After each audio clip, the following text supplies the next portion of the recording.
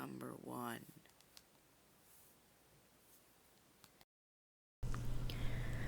I was just walking home one night when I had the sense that someone was behind me. You know the feeling. So I casually turn around, and there's this little girl standing about 5 meters away from me, soaked in mud or something, wearing nothing. My heart stopped for a few seconds as I wasn't actually expecting anyone to be there. Anyway, I slowly asked her as calmly as I could if she was okay. And then she squeals, jumps back a few meters, and runs into some bushes that were nearby. To be honest, I was already pretty freaked out by this point, but also quite worried about this little girl, so I walked over to the bushes, and instead of a little girl, I found a dead cat with 2 weak kittens sleeping next to it. I don't know, they were just there. I never found the little girl. I never found out who she was, or what she was doing, or where she came from, and where she disappeared into. I honestly looked everywhere. My family doesn't even believe me about this story. I took them to the RSPCA, and they were adopted into homes. Number 2.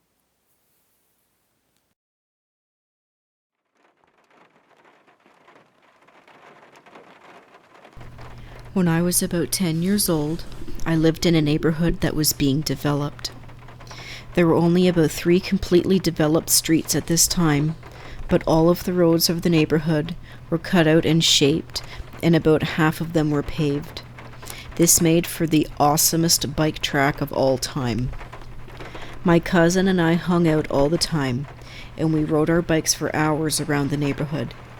No cars, no other kids riding their bikes, and the construction crews would only work on about 4 houses at a time, so it was easy for us to stay out of their way. There was this thing, we called it a sump. It's basically a big hole that is about the size of a football field for the rain and water gutters to drain into, in the middle of everything. It's surrounded by a fence, brick cinder blocks on the parts that border backyards, and a chain link with wooden slats weaved on the sides facing the streets. On the back side, there is a big gate for maintenance vehicles and a long dirt ramp that goes down to the bottom of the sump. We rode in here all the time. The ramp was fun, and there was a mix of hard dirt and soft dirt patches, which made riding more difficult and wipeouts more plausible. The opposite end from the gate is where a big pipe led the water from the street gutters to drain. We generally avoided this side because it was always soggy, even in 100+ degree heats due to people watering their lawns. A lot of seeds were also deposited, and the plants were abundant in this mini swamp area.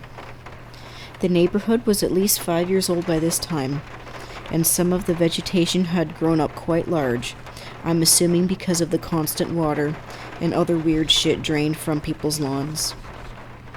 The centerpiece of this mini swamp forest was 2 trees, one substantially larger than the other, about 10 and 20 feet tall and surrounded by random shrubs and a bunch of super tall grass. We lived in suburbia and thought this mini forest was pretty cool. One afternoon, my cousin and I were riding in the swamp, doing typical kid shit stuff, racing down the ramp, balancing through the sand, giggling. Basic kid stuff. Then all of a sudden, we hear a weird howl cry come from the swampy area. We look over and see something I can only describe as a mini abominable snowman, shaking and screaming at the tree. He was about 4 feet tall, covered head to toe in white, long fur. He was halfway up the big tree, holding on with one hand and holding onto the tree top with the other, with a foot resting on one of the branches of the smaller tree. He looked right at us, screamed again, and then dropped out of sight, presumably on the ground. My cousin and I looked at each other in fear, then rode our little asses right up the ramp out of the sump. We booked it home, which sucked because we had to pass the sump, the other side closer to the swampy side, to get back to my house. We talked about it occasionally, and eventually chalked it up to some sort of weird kid heat imagination with embellishment that we just contorted over the years. We basically thought that it was a shared false memory. But then it gets really weird. Years later, I was talking to my friend as we went on a walk around the neighborhood. She had moved into the neighborhood about 5 years after I did, and lived about a mile away in a completely different neighborhood prior. We're walking past the sump when I bring up this story. As soon as I say white monkey thing, she stops dead in her tracks.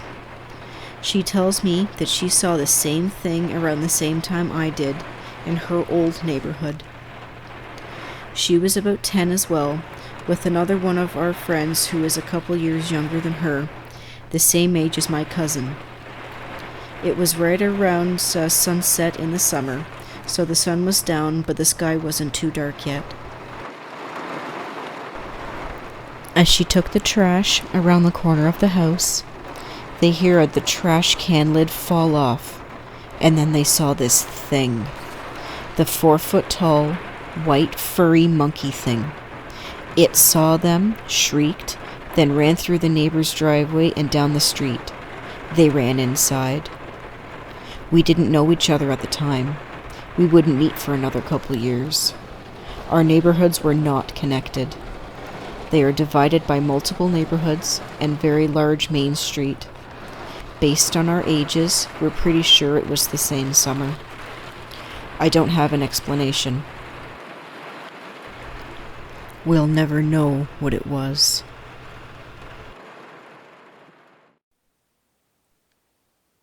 Number 3.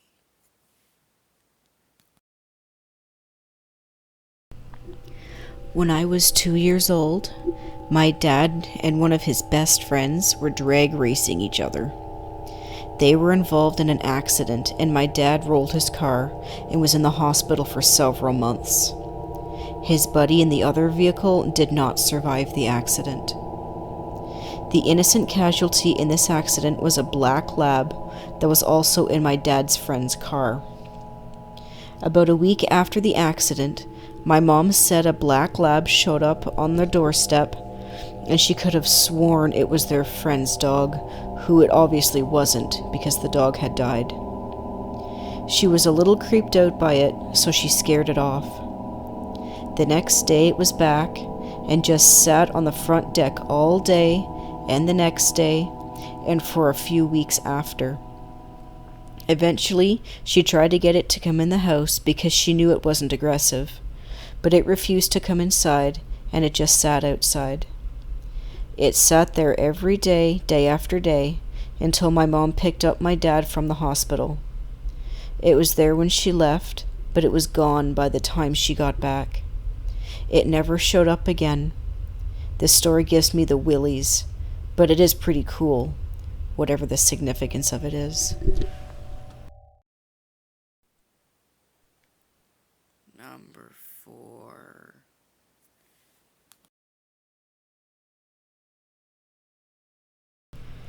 When I was 19 years old, I spent a month at my grandfather's house in southern Georgia. He's about 65 years old and an avid hunter. Anyway, so he takes me out to a 500-acre clear cut and puts me in a 20-foot-high tree trash pile from about 4 p.m. to stay there all night long. I sit there with my shotgun and I wait. It gets to be about 6:30 and it starts turning dark. Not wanting to fire hunt, I grab my blanket and pillow and lay down in a cubby in the trash pile. About 5 minutes later, I hear a scream, like a fucking banshee, and I feel the trash pile start shaking. I grab my gun and take off the safety. I see 3 deer in front of the trash pile, and they all just start running. I shoot one behind some small saplings, but I don't see him drop. so I wait for him to bleed out. About an hour later, I take my flashlight and gun, jump from the trash pile, and start walking towards where the deer was. I turn on the flashlight at where I think it fell and see blood everywhere, but no deer. I turn around the way I came and point the flashlight, and I see a trail with blood leading right back to my trash pile. So nope, right out of there. I ended up walking nearly 25 miles into the middle of the night back to the closest house. I went back the next day, and my backpack, blanket, and pillow were ripped to fucking shreds. We looked for tracks, and I couldn't find anything except the blood trail. We ended up setting fire to the trash pile. After it had burned down, we found a small tunnel hole about 3 feet across and who knows how deep. We went and got some stones and blocked it up. So that was the end of that.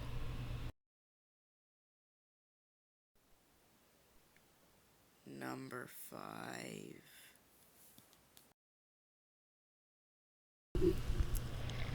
So here's my story. Where I live is on the edge of the city and the country.